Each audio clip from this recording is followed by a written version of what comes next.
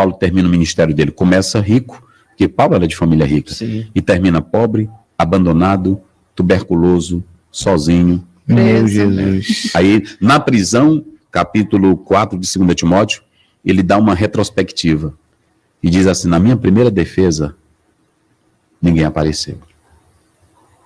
Paulo foi abandonado por grandes companheiros do ministério. Paulo foi abandonado pela igreja.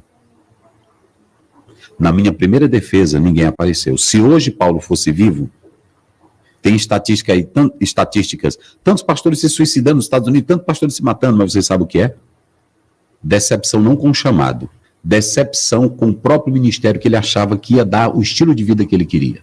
Porque eu tenho que saber que eu fui chamado para esse ministério, e nesse ministério eu não vou ter glória. Nesse ministério eu não vou ter status. Nesse ministério eu não vou ter nome. Vocês sabem qual é o maior problema? É que quando alguém entra para um ministério pensando que aqui é lugar para ser feliz. Muitos entram pensando que ministério é um lugar para se fazer. Esse era um pastor para ser um pastor mais decepcionado e triste no mundo. Meu Deus. Lógico, não é isso? Hoje tem pastor que se um membro, aí ele pergunta, se o membro criticar ele, ele adoece. Ele não aceita crítica, ele não aceita opinião numa reunião. Eu estou errado? Ah, não. Ele não aceita contrariedade na mensagem dele. Vou finalizar dizendo uma coisa, que tem muita gente me ouvindo, de muitos pastores. Eu entrei no ministério sabendo que eu vou ser criticado. Eu entrei no ministério sabendo que tem crente que não me ama. Eu entrei no ministério e tem dia que eu chego na igreja, o irmão diz assim: pastor, irmã, agora ele está falando mal do senhor. Aí eu passo por ela: Padre, senhor, minha santa, como é que está? Está bem? Porque ela não é o meu chamado. Meu Deus. Ela não é o meu chamado, vocês entenderam? Então, se o irmão, ele pegar na internet, eu vejo aí na internet, eu não concordo com o pastor, eu não estou me importando se ele concorda. Paulo diz em Romanos 14, tenha tudo bem definido. Eu estou sabendo que eu estou pregando a palavra de Deus. Eu não estou pregando ideias minhas. Sabe qual é o maior problema? Quando eu vou para o púlpito com ideias, quando eu vou com Bíblia, eu não peço perdão. Paulo tinha decepção? Não. Paulo tinha frustração? Não. Paulo tinha lágrimas, Paulo tinha medo, Paulo tinha temores, mas ele disse assim, olhando para trás: eu combati o bom, Combate. acabei a carreira, Guardei a fé. agora o que me aguarda? Ele nunca aguardou nada daqui. Meu Deus. Sabe qual é o maior problema, pastor Felipe? É quando eu aguardo um crente me parabenizar.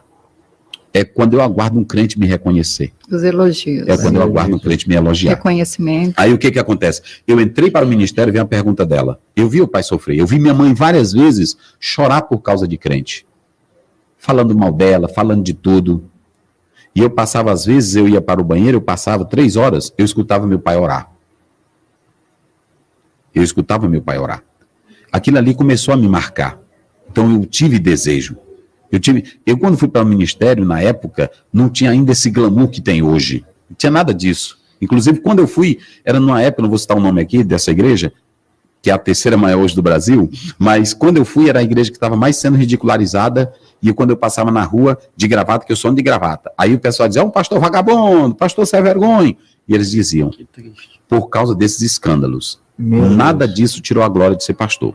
E para finalizar, eu vou dizer o seguinte: quem sabe e coloca a sua vocação no chamado, pode ter o que tiver, mas você nunca vai se decepcionar. Amém. Porque você sabe quem te chamou.